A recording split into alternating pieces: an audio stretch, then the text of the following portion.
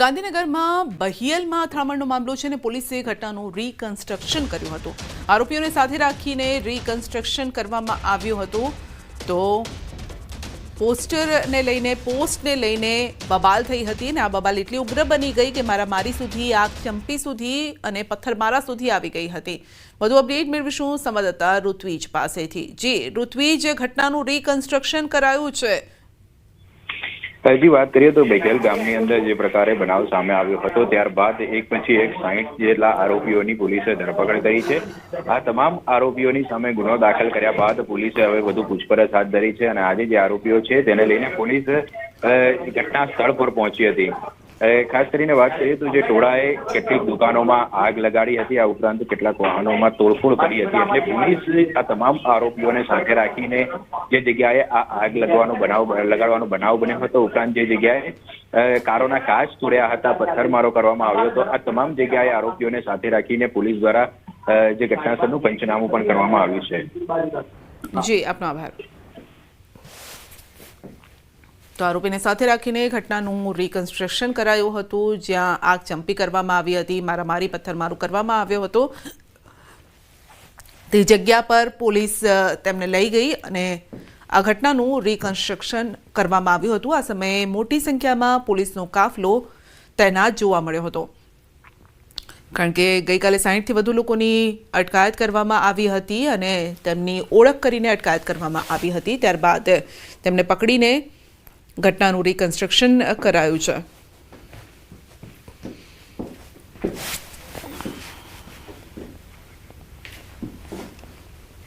બુલેટિનમાં આગળ વધીશું નાનકડા બ્રેક બાદ।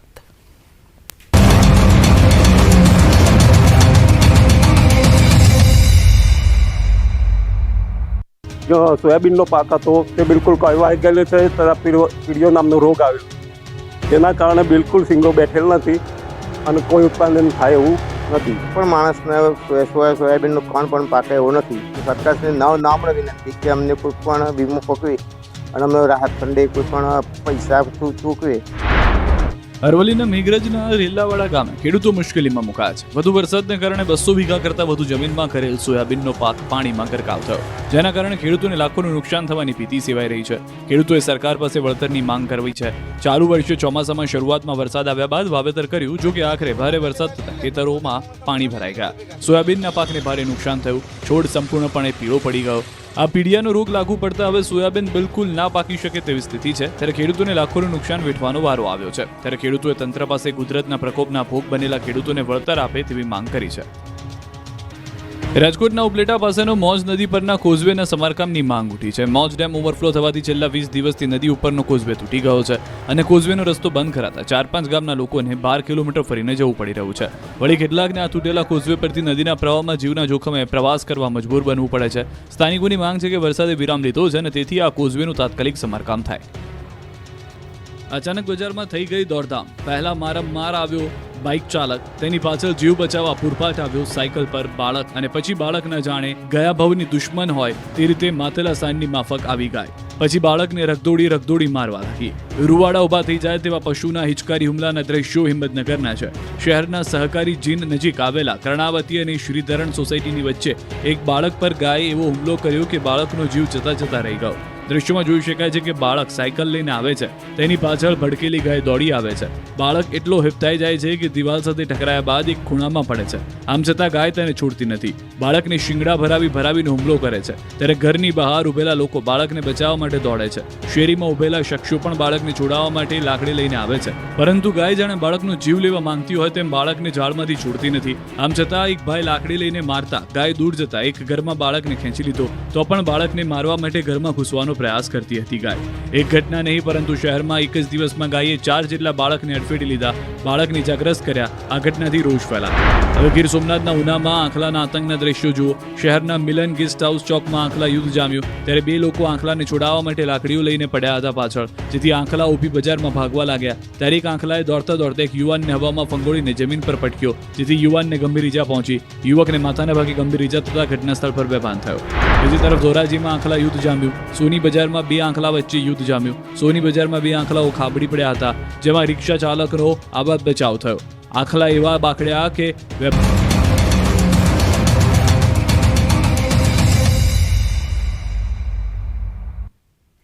પ્રધાનમંત્રી નરેન્દ્ર મોદીના સપના અને મુખ્યમંત્રી ભૂપેન્દ્ર પટેલના સમર્પણથી ગુજરાત પ્રવાસનનું વૈશ્વિક કેન્દ્ર બન્યું છે. આધુનિક રસ્તાઓ, વિશ્વકક્ષાના એરપોર્ટ, આરામદાયક હોટેલો અને ધાર્મિક હેરિટેજ તથા ઇકો ટુરિઝમ સર્કિટ્સે પ્રવાસનને સરળ અને આનંદદાયક બનાવ્યું છે. ખુશ્બુ ગુજરાત કી અને રણોત્સવ જેવી ઝુંબેશોએ વિશ્વભરના પ્રવાસીઓને આકર્ષ્યા છે. વિવિધતા અને વારસાથી ભરેલી ગુજરાતની ધરા પર ઐતિહાસિક ભવ્યતા, પ્રકૃતિનો જાદુ, આસ્થાનો ઉમંગ અને સ્વાદિષ્ટ ભોજનનો અનોખો સંગમ છે. ગુજરાતના દરેક ખૂણે વિવિધતા નૃત્ય કરે છે અને વારસો ગીત ગાય છે. સરકારે પ્રવાસનને નવી ઊંચાઈઓ આપી છે. પ્રધાનમંત્રી નરેન્દ્ર મોદીના સપના અને મુખ્યમંત્રી ભૂપેન્દ્ર પટેલના સમર્પણથી गुजरात प्रवासन वैश्विक केंद्र बन्यु छे. गुजरात में बढ़ती हुई कनेक्टिविटी राज्य को बड़ा टूरिस्ट हब बना रही है.